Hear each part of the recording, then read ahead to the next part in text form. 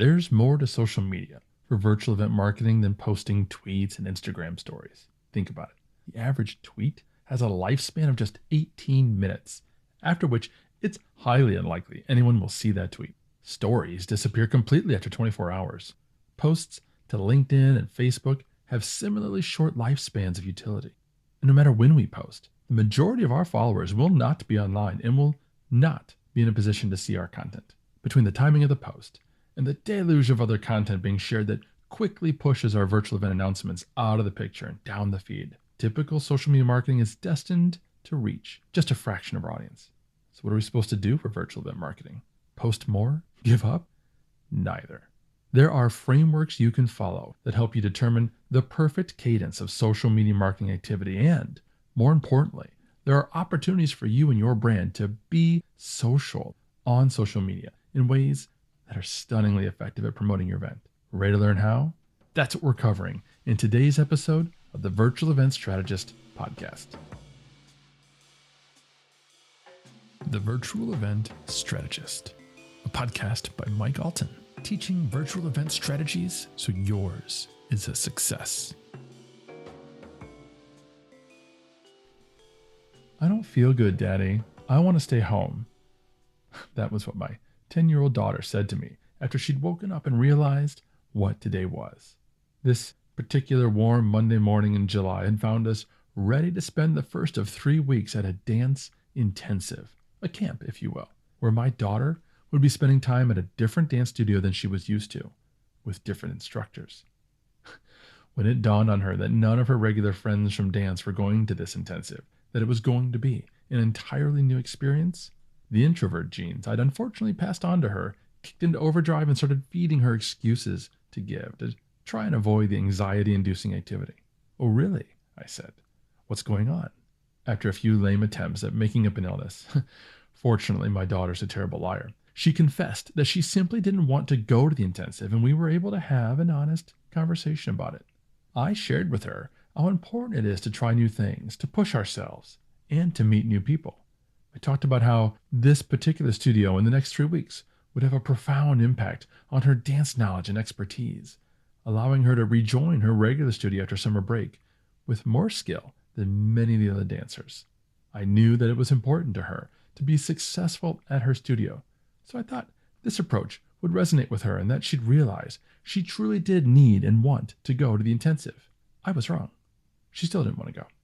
Let's assume for a moment that through your typical social media posts and networks like Facebook, Twitter, LinkedIn, and Instagram, you could reach 100% of your existing followers, and all those interested in your event would sign up.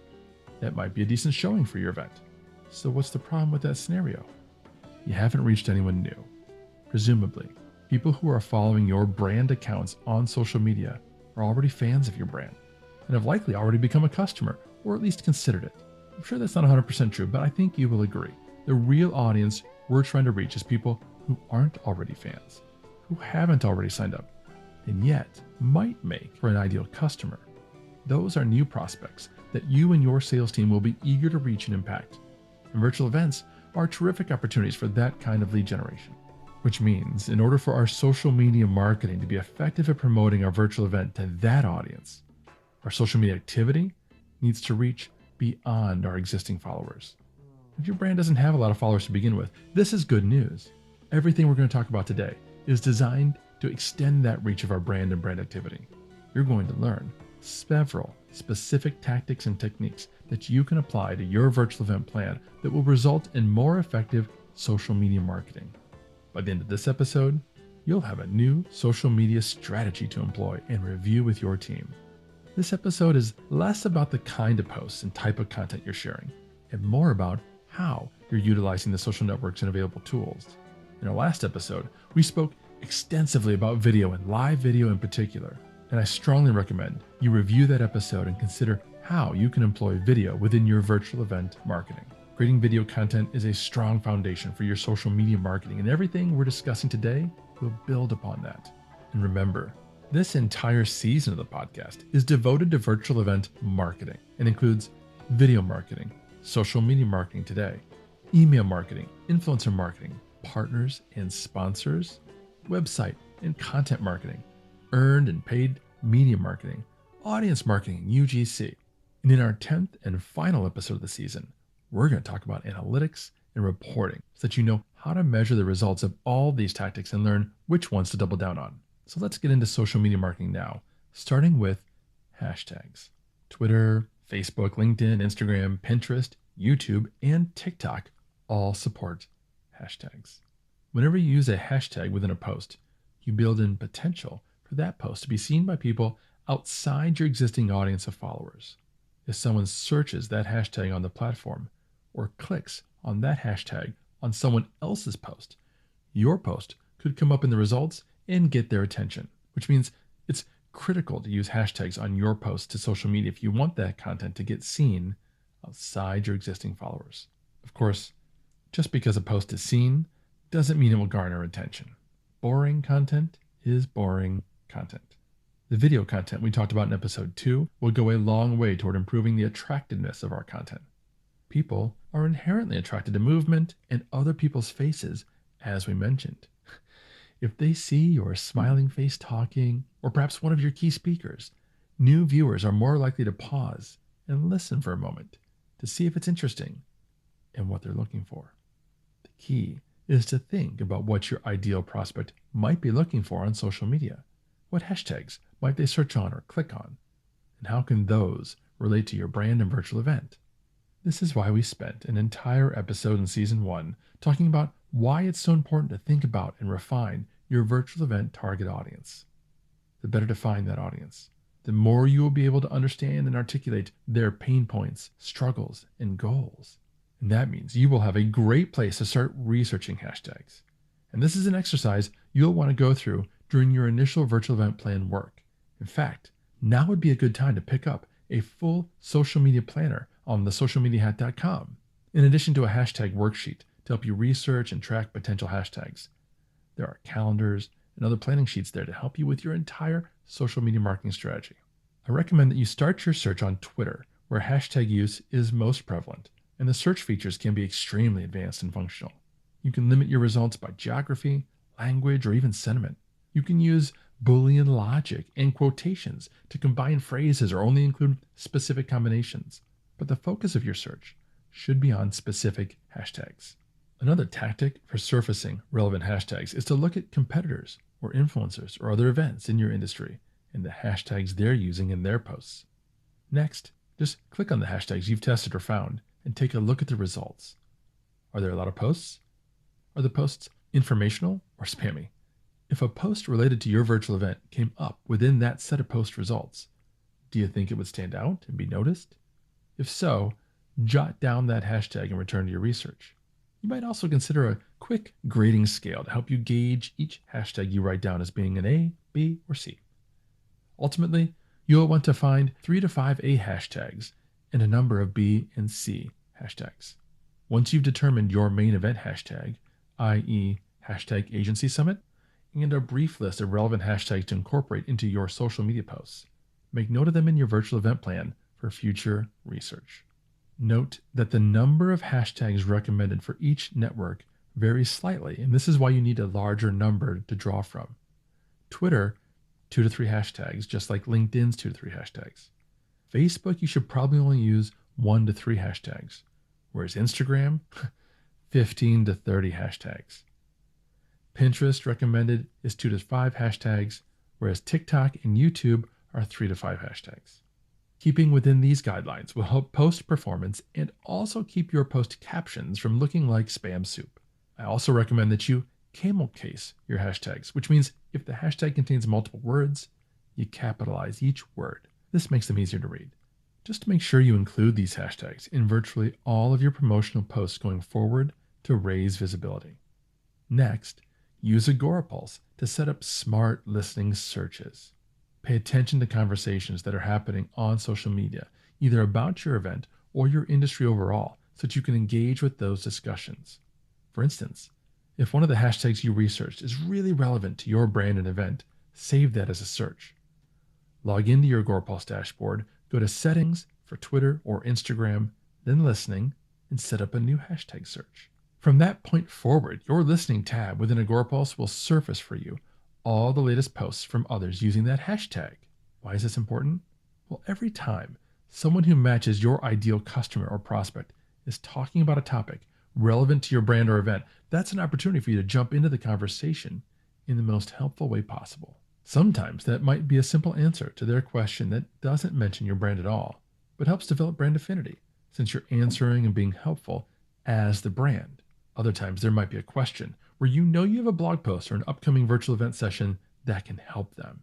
In those instances, it's totally okay to drop a link and explain how that link can help. Having 1 or 2 times during every day where you check your listening inbox for relevant conversations and engage with them real time can be incredibly rewarding.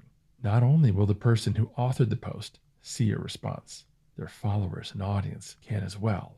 If you use Agorapulse to surface those posts, you can set up saved replies for the most common responses you give, such as, "We have a terrific session on that exact topic in our upcoming virtual event you might want to check out for free," and then have a link to your event that you share. Plus, Agorapulse will automatically add UTM parameters and shorten the link for you, even when shared as a comment, reply, or direct message, so you can get reports on exactly how much traffic and conversions your social listening resulted in. Now that we've established some ways that you can reach new and larger audiences beyond your existing followers, let's talk about frameworks, a concept I touched on earlier. Rather than simply publishing whatever posts you want, whenever it occurs to you, what if instead you had a specific model or pattern to your posts that help to achieve a broader mission? You're probably aware that the social networks have computer algorithms that work to determine which posts actually show up in your feed based on who you follow, your affinity to them, and how much you've engaged with theirs or similar posts.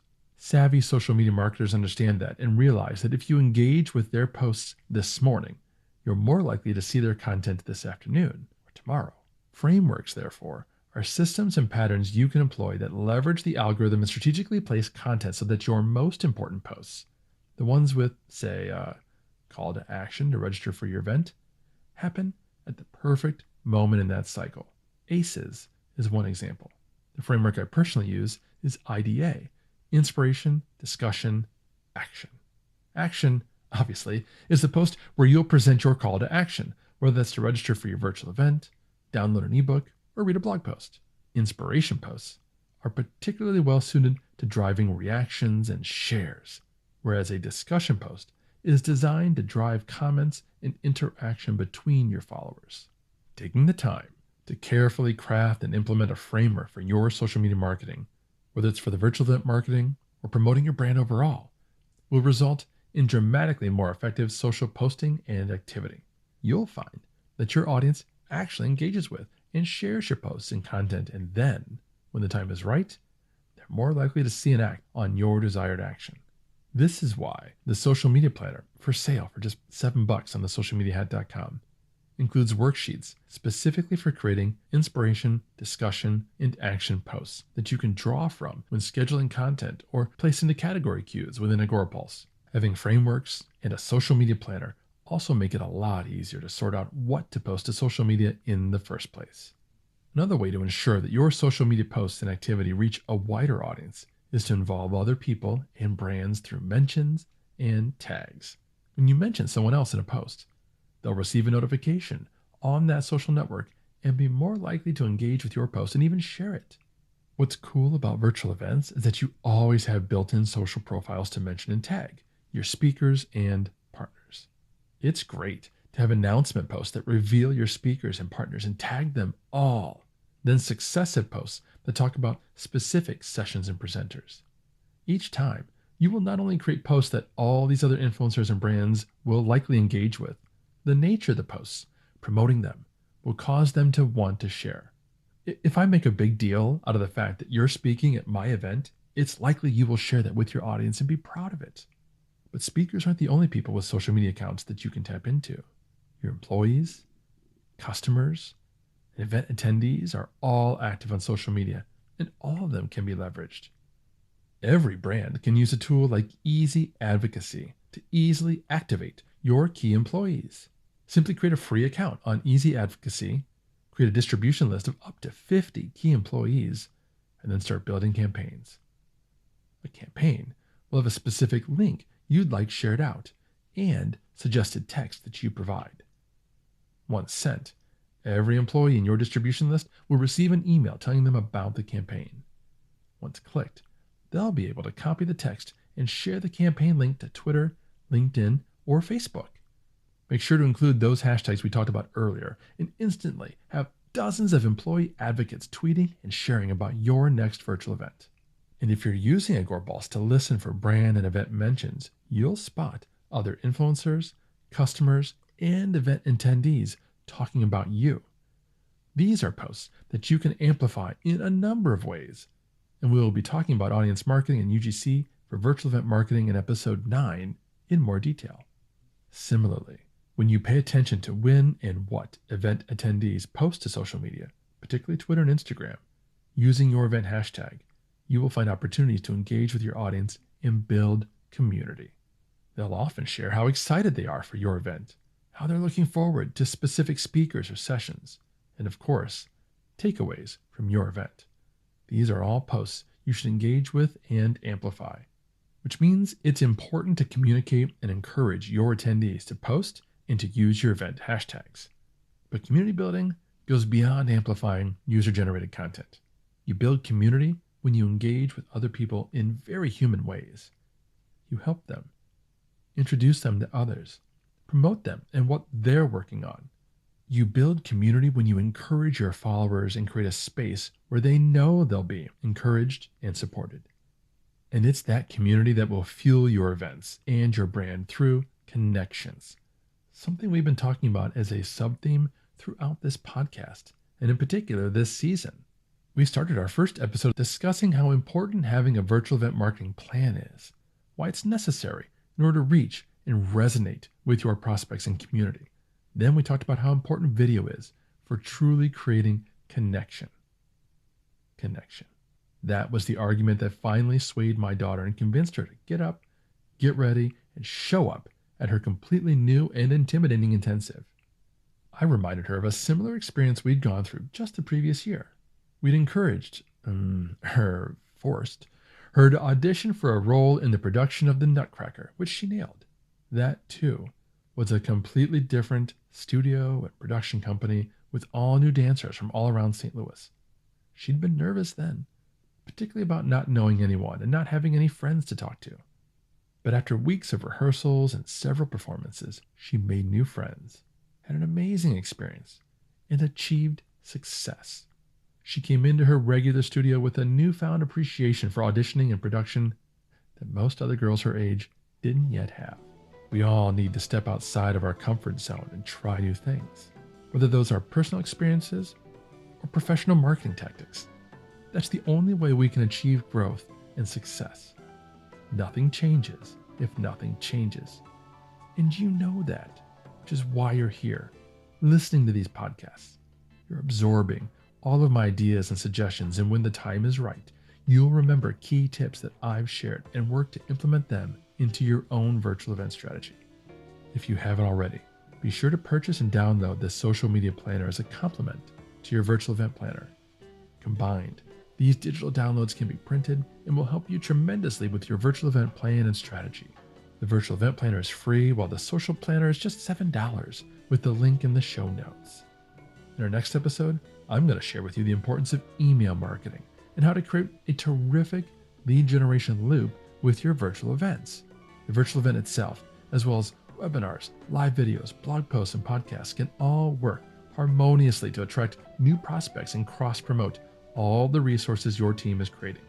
Knowing that it takes an average of 7 touches for a lead to convert into a qualified prospect and sale, having these assets in place to build up that level of contact is critical. So we'll spend an entire episode talking about how to formulate that plan, along with examples of emails you can and should be sending to prospects and attendees alike. Talk to you soon.